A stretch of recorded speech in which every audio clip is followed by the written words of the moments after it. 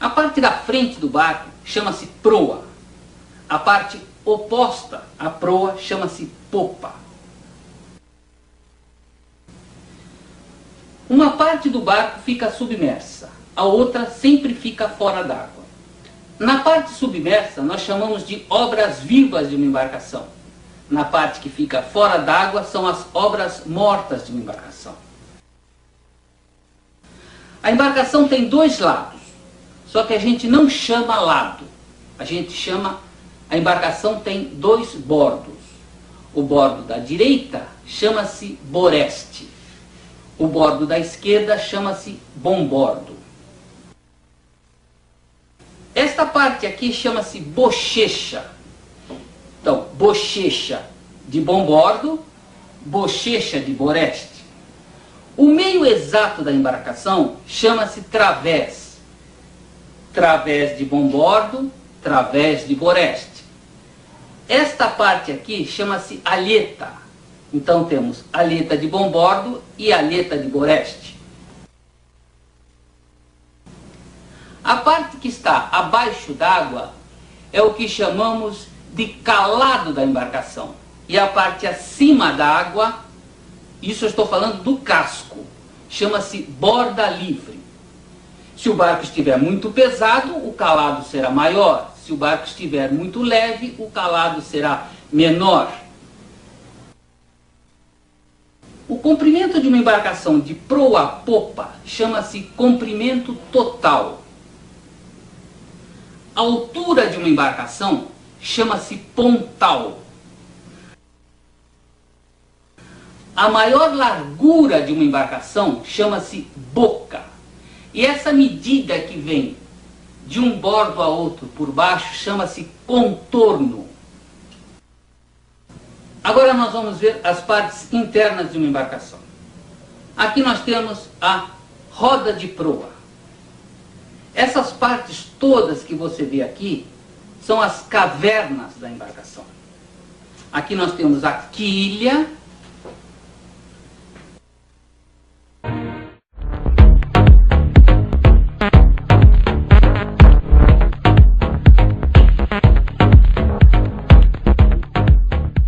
Vejamos agora o peso de uma embarcação. Costumamos dizer que em vez de peso, deslocamento. Para você ter uma ideia de como é, imagine um barco sendo colocado em um tanque cheio de água até a boca, até a borda. Na hora que o barco cair na água, essa água vai transbordar. Então, se nós conseguirmos coletar toda essa água que transbordou, que é o equivalente em volume à parte do barco que entrou dentro da água, e pesarmos esta água, aí sim, este será o peso da embarcação.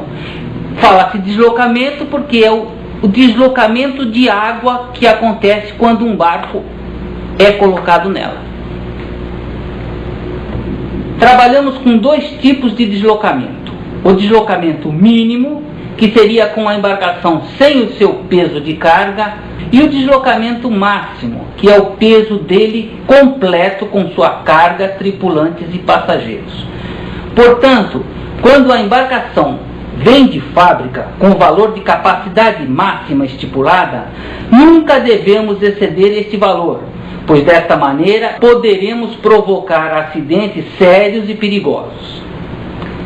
A tonelagem de porte bruto é a diferença entre o barco com o deslocamento máximo e o mínimo.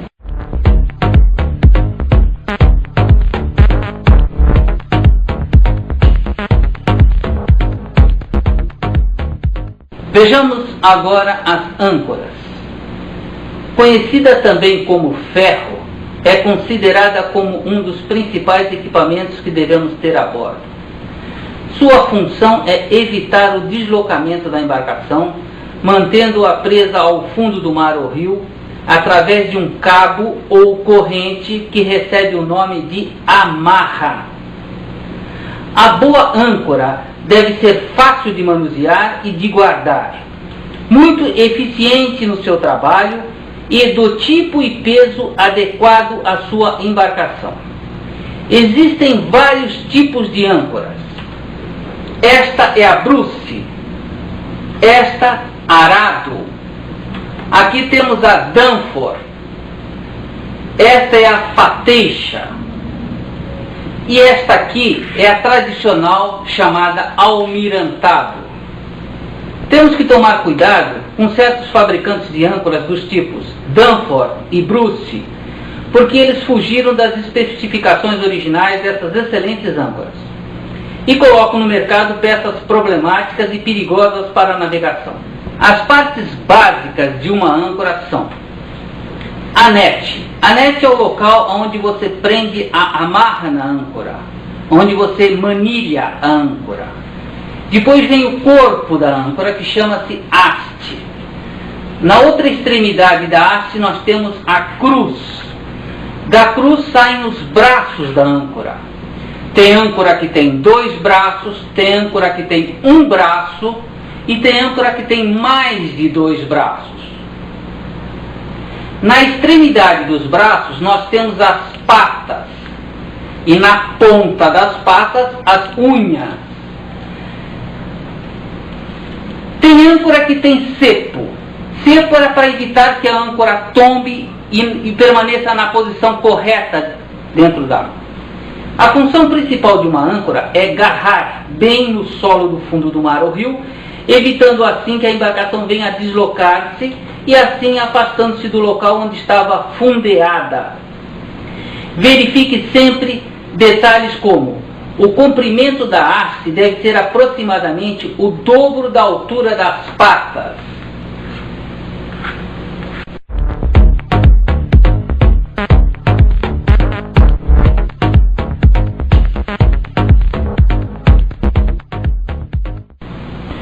O que desloca uma embarcação quando está fundeada é o vento, correnteza e ondas. Portanto, devemos procurar sempre um local que esteja livre o máximo possível desses elementos. Fundeamos sempre em pontos com declives suaves e de boa tensa. Tensa é como chamamos o fundo de um rio ou mar. E bom para o fundeio deverá ser sempre de areia, lama ou cascalho. Amarra é o nome do cabo da âncora. Deverá ser sempre de um material flexível, firme e que afunde quando cair na água. Nunca compre uma amarra que boie na água. Ela deverá afundar quando cair na água. Temos, portanto, a âncora, a amarra. Este conjunto todo chama-se filame. A quantidade de amarra que lançamos para um bom fundeio e manter o barco realmente preso deve ser de 5 a 10 vezes a profundidade do local. A Marinha sugere de 3 a 7 vezes. Isso é, na prova, responda de 3 a 7 vezes. Sempre é aconselhável termos uma boia presa a um cabo com um comprimento um pouco maior que a profundidade em que o barco estiver fundeado. É amarrado numa das patas e até a superfície. Essa boia chama-se boia de arinque. Outro conselho é ter sempre 2 âncoras a bordo, pois quem tem uma não tem nenhuma, e ela é muito importante para o barco. Quanto ao fundeio, verifique sempre o raio de giro que seu barco está fundeado, para evitar que ele venha a bater em outra embarcação ou em algum outro acidente geográfico do local. A âncora mais comum que existe em quase todas as embarcações é a danfor. Marque bem o local que fundeou e verifique algum tempo depois se houve algum deslocamento da embarcação, se ela moveu-se. Quando vamos fundear, aproamos a embarcação para o vento e com o motor reduzido, paramos a embarcação e soltamos a âncora. Aproximadamente a metade da quantidade calculada, pois já confirmamos nossa profundidade pelo ecobatímetro ou pelo plumo. Prendemos a amarra e aguardamos ela ficar bem tensionada. Damos ré na embarcação e vamos soltando o restante da amarra até a quantidade calculada. Prendemos então a amarra no cunho e continuamos com o motor ligado, indo até sentirmos que ela está bem esticada. Aí sim, paramos o motor. E para suspender a âncora, nós vamos recolhendo-a com o motor avante bem devagar, até sentirmos que ela está soltando do fundo, e aí trazemos ela para dentro do barco.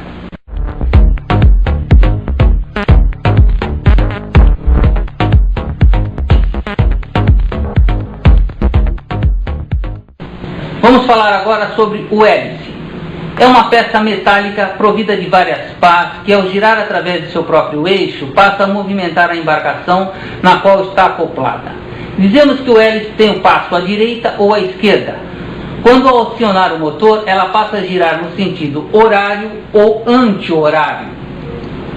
O efeito propulsor é chamado de pressão lateral, no qual chegamos à conclusão que hélice com rotação para a esquerda, a popa tende a ir para bombordo e a proa para boreste. Hélice com rotação para a direita, a popa tende a ir para boreste e a proa para bombordo. Desta maneira, sabemos que é muito mais fácil atracar por bombordo quando a rotação é para a esquerda, ou atracar por boreste quando a rotação for para a direita.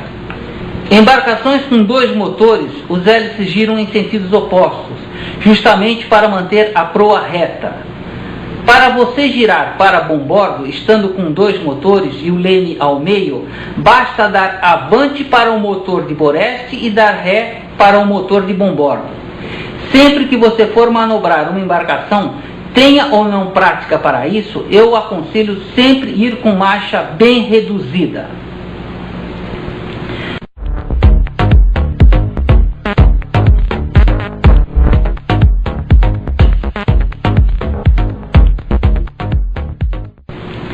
Uma regra geral para a atracação é você chegar ao cais com velocidade reduzida em um ângulo aproximado de 45 graus contra o vento ou a correnteza. Caso o vento ou a correnteza esteja perpendicular ao cais, chegue mais afastado um pouco e deixe que o vento ou a correnteza leve seu barco para o cais. Atracando com vento ou corrente paralela ao cais, chegue sempre contrário a eles com ângulo agudo com o cais.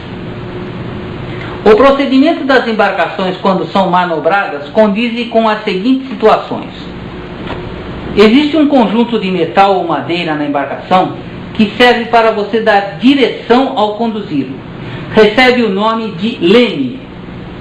As partes principais de um leme são a cana, a madre e a porta. A porta é uma obra viva da embarcação. A cana é uma obra morta da embarcação. Tem barcos que possuem cana, tem barcos que possuem timão e tem barcos que possuem volante. Espias. Para você atracar uma embarcação, deixá-la presa ao cais e desatracá-la para poder sair, exige uma série de cuidados e atenções. Quando prendemos uma embarcação ao cais, devemos usar 5 cabos. Esses cabos recebem o nome de espias e eles são colocados da seguinte maneira. A primeira espia que colocamos é o lançante de proa. O lançante de proa evita que a embarcação caia a ré. Outro lançante é o lançante de popa. O lançante de popa evita que a embarcação vá avante. Temos mais 2 espias. Uma é o spring de proa. O spring de proa e o lançante de popa têm a mesma função. Spring de popa. O spring de popa e o lançante de proa também têm a mesma função. E para evitar que a embarcação se afaste do cais, nós colocamos o través. Estas são as 5 espias que você deve colocar para manter seu barco preso ao cais.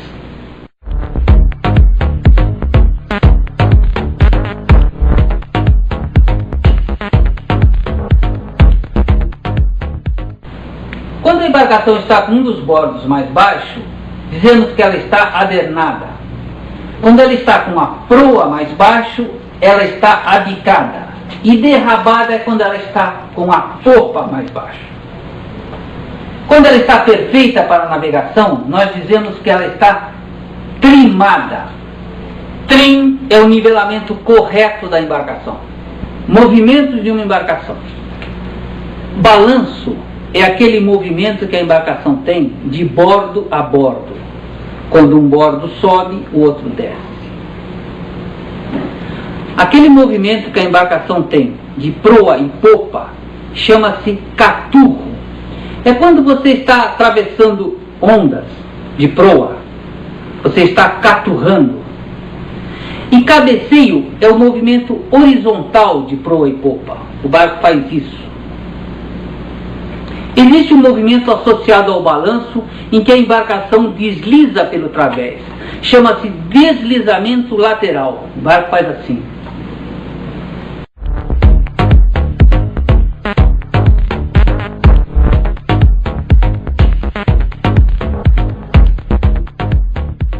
Vejam agora os balizamentos mais comuns encontrados na navegação. Estas são as principais boias que você encontrará no nosso balizamento. Uma boia branca e vermelha quer dizer águas seguras. Geralmente elas ficam lá fora, onde os navios atracam, aguardando a entrada no cais. Ao entrar em um canal, você encontrará duas boias. Uma verde e outra encarnada. A verde deve ser deixada sempre por bordo e a encarnada por boreste. Sua embarcação deve passar pelo meio das duas. Uma boia preta e vermelha, ou preta e encarnada, é uma boia de perigo. Naquele local tem alguma coisa, ou um barco afundado, ou pedra, algum perigo tem. Afaste-se sempre onde estiver essa boia. Quando um canal bifurca, ele torna-se dois canais. Um dos dois pode ser melhor para navegar. Aí você vai encontrar uma dessas duas boias. Esta encarnada com uma faixa verde indica canal preferencial a bom bordo. E esta toda verde com uma faixa encarnada indica canal preferencial a boreste. Vejamos agora o balizamento em pontes. Digamos assim, temos um rio, uma ponte. Nesse rio tem um tráfego muito intenso de barcos indo e vindo.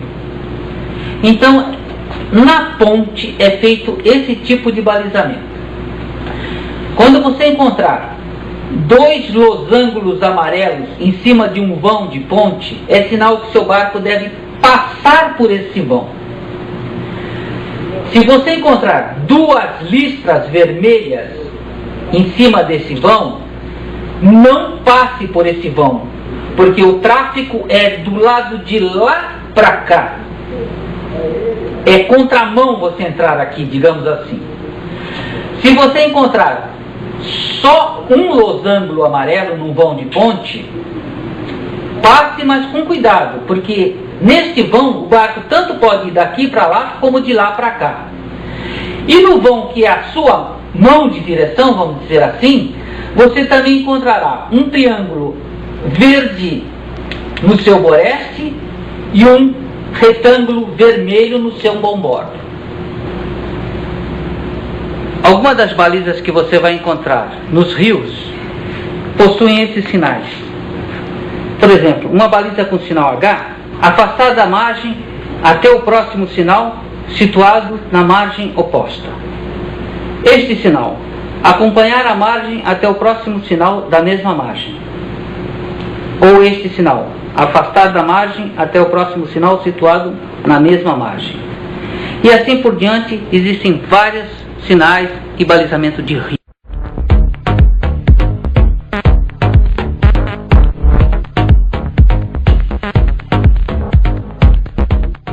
Primeiramente eu quero lembrar vocês o seguinte: nós vivemos num globo, nosso planeta, cortado ao meio por um círculo máximo chamado Equador, que divide a Terra em duas partes iguais, hemisfério norte e hemisfério sul. Latitude norte vai do Equador até o Polo Norte. Latitude sul vai do Equador até o Polo Sul. O nosso país está na latitude sul. Então, navegando em nossas águas, a nossa latitude é sempre sul. E a longitude tem como ponto inicial o meridiano de Greenwich, para leste ou para oeste, leste, oeste. Então a nossa longitude será sempre oeste. Guardem bem isso. Latitude nossa sempre sul e longitude sempre oeste.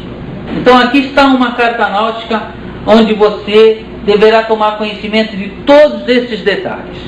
Começando, como nós já falamos, a latitude sua é sul, então o valor dela aumenta quando vai descendo. Nesse caso, 23 graus, 23 graus e 2 minutos, 23 graus e 4 minutos e assim vai seguindo. E a longitude da nossa direita para a esquerda, ela vai aumentando.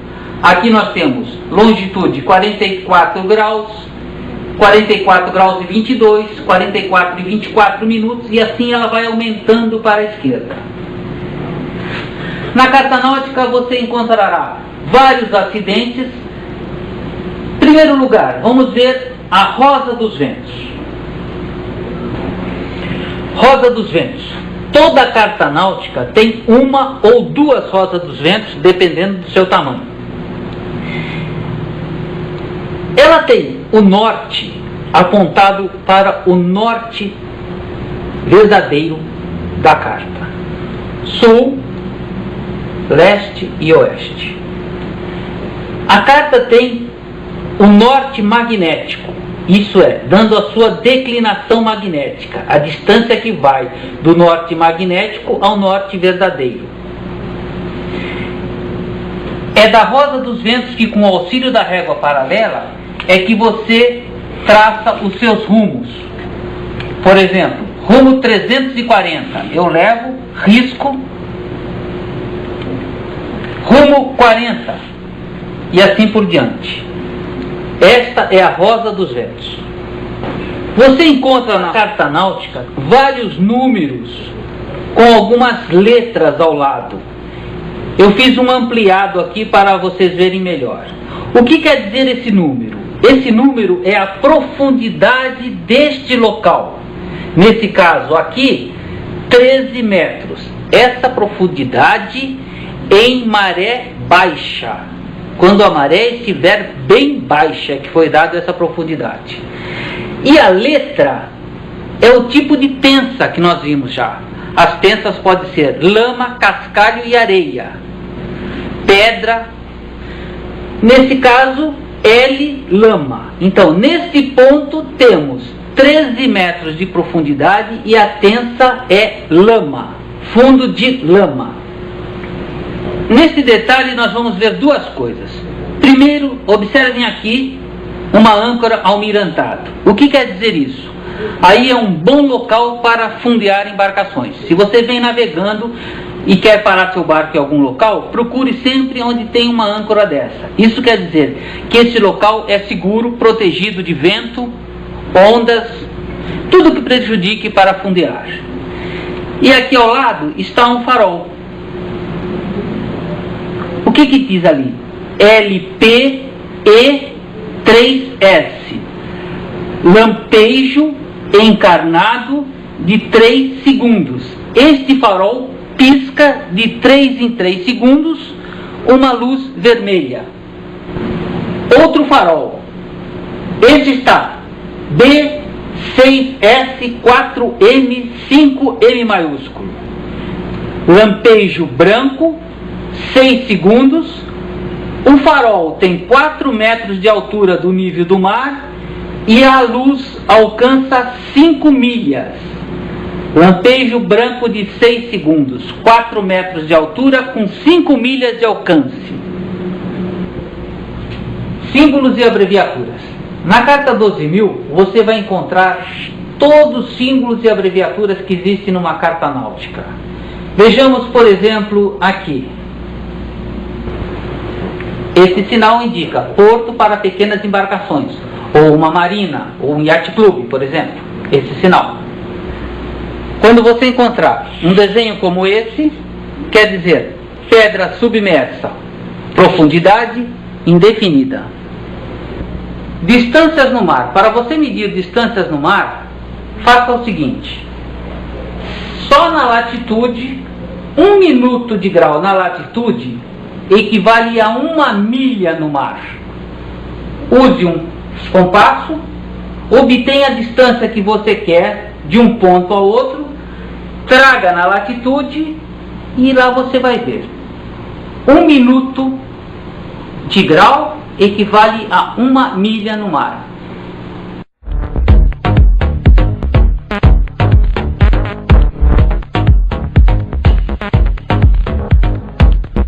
O veleiro perde preferência para barcos de pesca pescando, embarcação com capacidade de manobra restrita ou sem governo.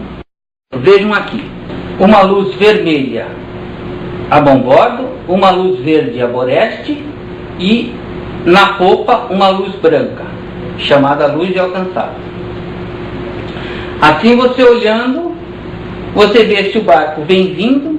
Se você só enxergar a luz verde, ele está indo da sua esquerda para a sua direita. Se você só enxergar a luz vermelha, ele está indo da sua direita para a sua esquerda.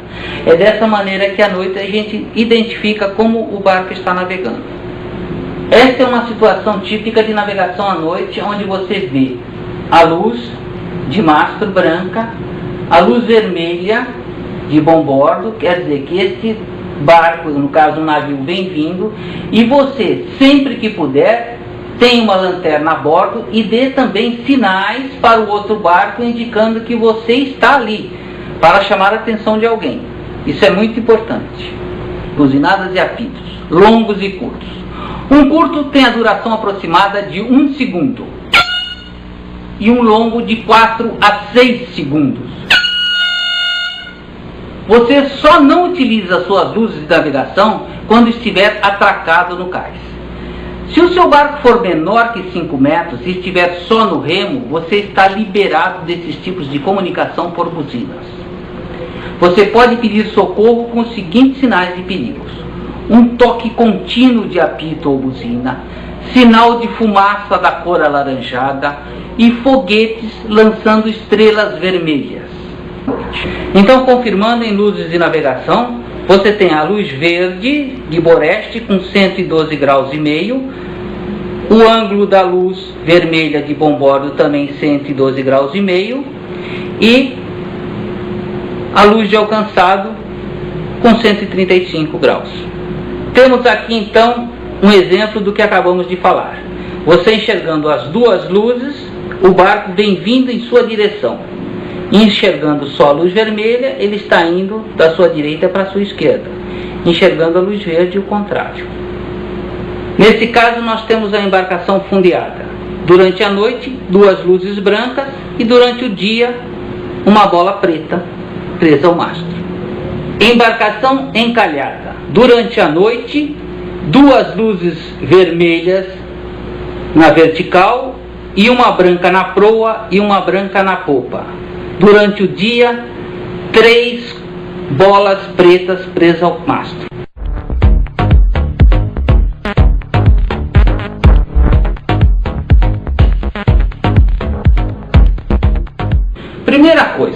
Primeira atitude sua é observar os sinais vitais da vítima e em que condições ela se encontra. Primeiro, vamos verificar se o coração está batendo e se a vítima está respirando. Como é que você faz isso? Você coloca o seu ouvido sobre o peito da vítima, estando com o seu rosto virado para o queixo dela. Dessa maneira, você ouve os batimentos cardíacos e observa pelo nariz ou pela boca se ele está respirando. Caso confirme que não respira, você verifica se tem alguma obstrução dentro da sua boca ou nariz que esteja impedindo-o de respirar. Caso encontre alguma coisa, retire imediatamente.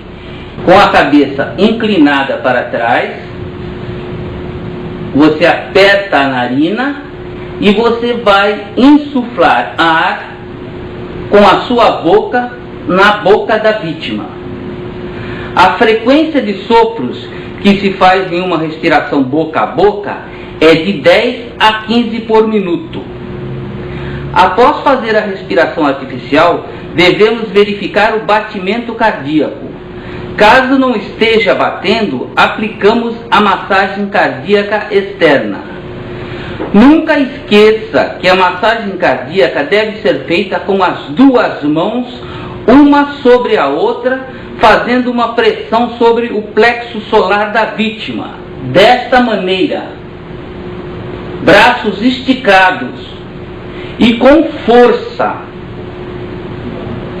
Estando o socorrista com os braços esticados, ajoelhado ao lado ou sobre a vítima e pressionando com bastante força, pois deve atingir os músculos do coração.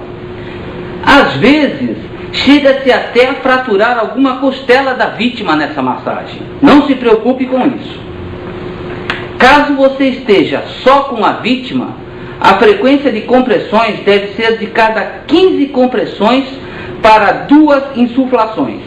E caso estejam 2 socorristas atendendo a vítima, 8 compressões para uma insuflação, sendo uma média de 69 compressões por minuto. Quando ocorre a quebra de um ou alguns ossos do corpo, é o que chamamos de fratura. Ela pode ser fratura simples ou exposta. No caso da fratura simples, o osso quebra, porém não há o ferimento. Você só tem o osso quebrado. No caso da fratura exposta, o osso quebra, ocorre o ferimento, logicamente nós vamos ter hemorragia, às vezes o osso sai fora do corte. É uma fratura muito mais difícil de ser tratada, porque não devemos pôr a mão em cima de um corte e muito menos tentar empurrar o osso para dentro do local quebrado, e muito mais atenção. Quanto à fratura simples, você simplesmente vai entalar usando 2 talas e prender na posição mais normal possível, até imediatamente providenciar socorro médico. E na fratura exposta, você vai prender também, firmar o braço ou a perna, seja qual for o membro, protegendo o ferimento e atendendo a hemorragia do jeito que você vai ver mais para frente. Tanto o braço como a perna deve ser imobilizado esticado. A imobilização do pé deve ser na posição mais natural possível. Caso a vítima esteja em um local de perigo, como incêndio ou explosão, devemos primeiro, com o devido cuidado, retirar a vítima do local para depois tratar da fratura. Queimaduras. Ferimentos provocados por exposição ao calor, seja qual for o tempo ou a temperatura, nós vamos chamar de queimaduras. Existem 3 tipos de queimaduras: primeiro grau, segundo grau e terceiro grau.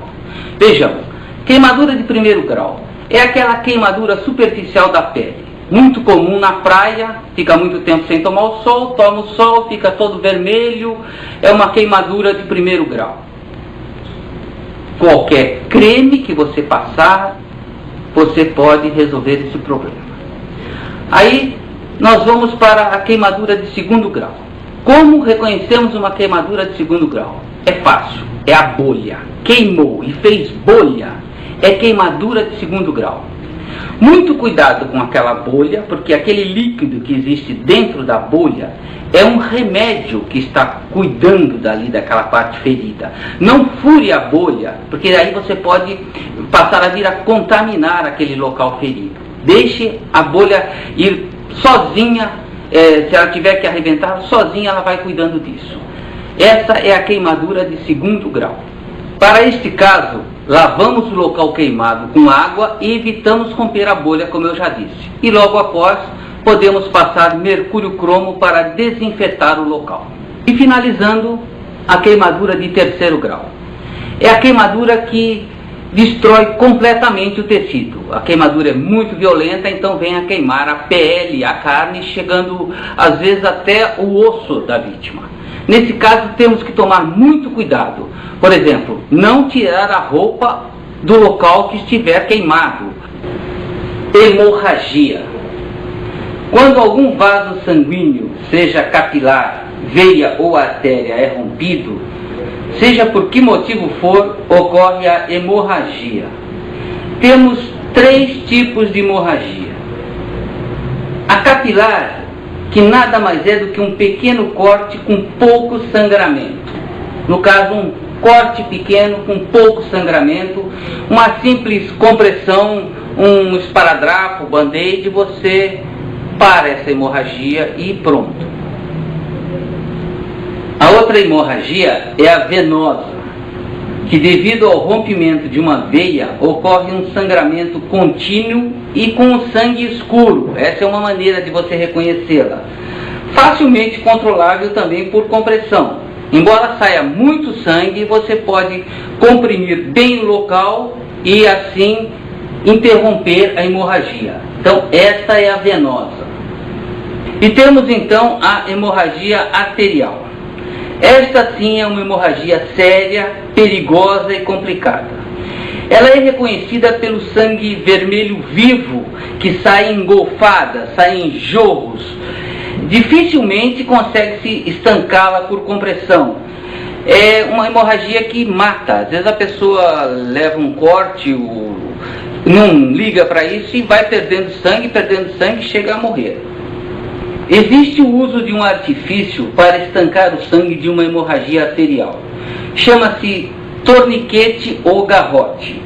Pode ser um pano, um cinto ou uma corda que é dado uma volta em torno do membro ferido, acima do local, e ao apertá-lo estrangula a artéria, parando, portanto, o sangramento. Agora acontece que é muito perigoso você trabalhar com um garrote. Você tem que ter um conhecimento muito sério disso, porque se passar muito tempo o membro apertado, sem irrigação sanguínea, pode vir a gangrená-lo, e aí a pessoa não morreu, mas perdeu o membro, vai ter que amputá-lo. Então, você só faça garrote se você tiver certeza e saber como manuseá-lo, soltando de tempos em tempos, etc.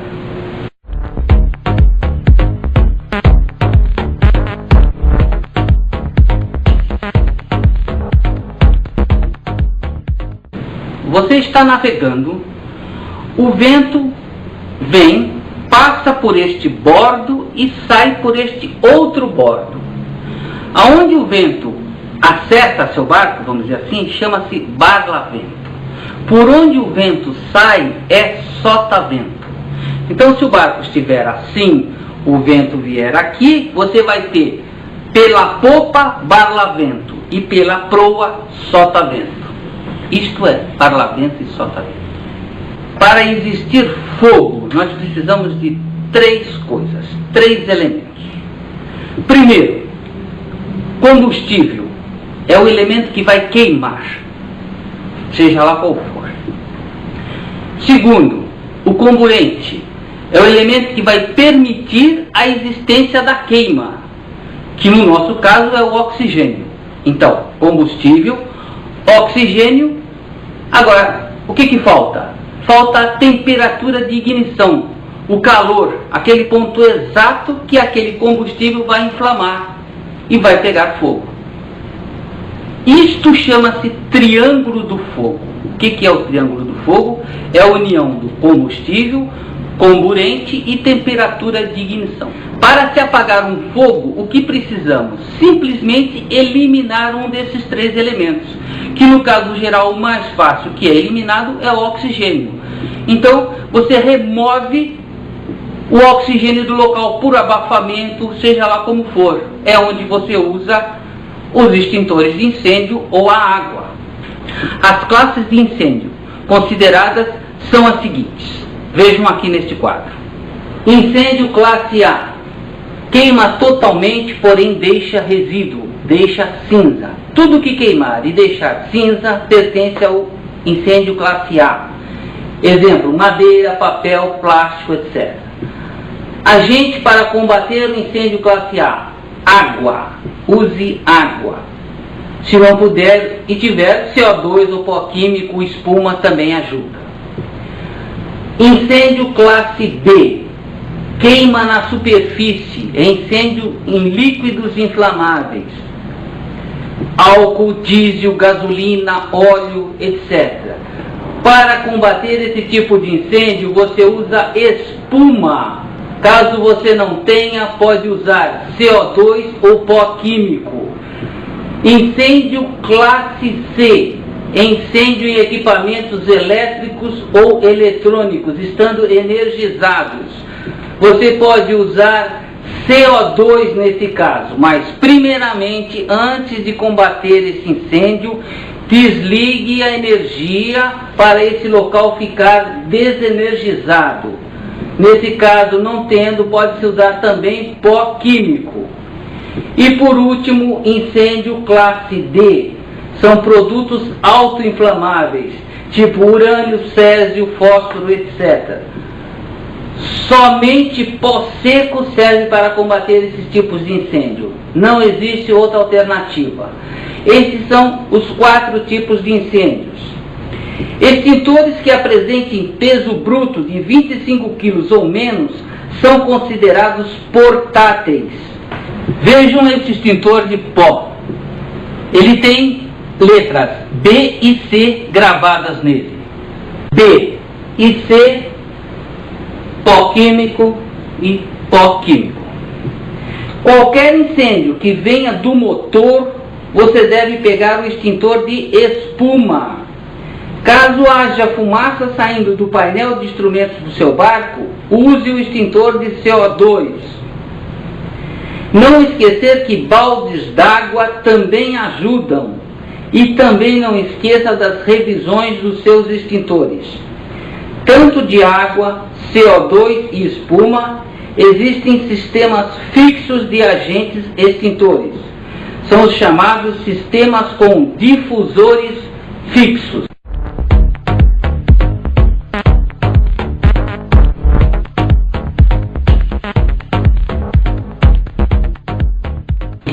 Atracação. Chegamos ao pier em velocidade reduzida, num ângulo aproximado de 45 graus, contra o vento e a correnteza. Chegando, cortamos a aceleração e jogamos o lançante de proa. Aguardamos que o vento ou a correnteza encoste o nosso barco e jogamos o lançante de popa. A seguir, as outras 3 espias. Desatracar. Recolhemos os través e os springs. Recolhemos o lançante de proa. Esperamos que a proa da embarcação abra um pouco.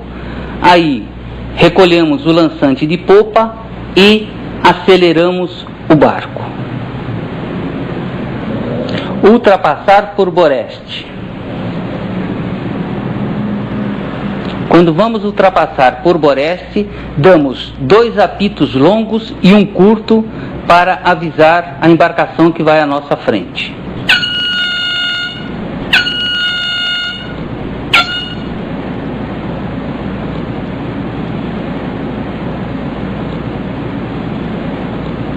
Ultrapassar por bombordo.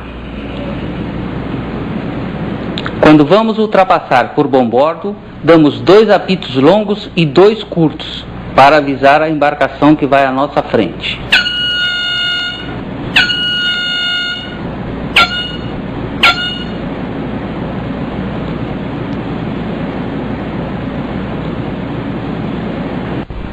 Conversões, boreste, bombordo e ré. Quando você vai fazer uma conversão para boreste, dê um apito curto.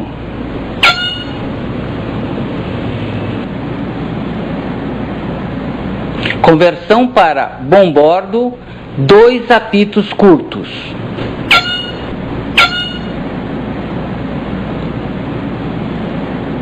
dando ré, 3 apitos curtos.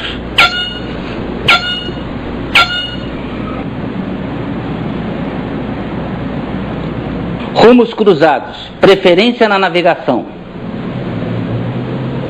A embarcação que enxergar a luz verde da outra embarcação, ou melhor, o seu boreste, tem preferência quando cruzar.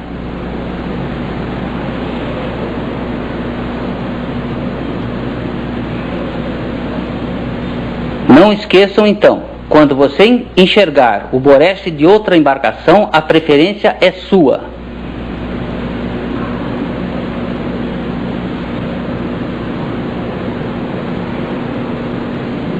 Situação roda-roda.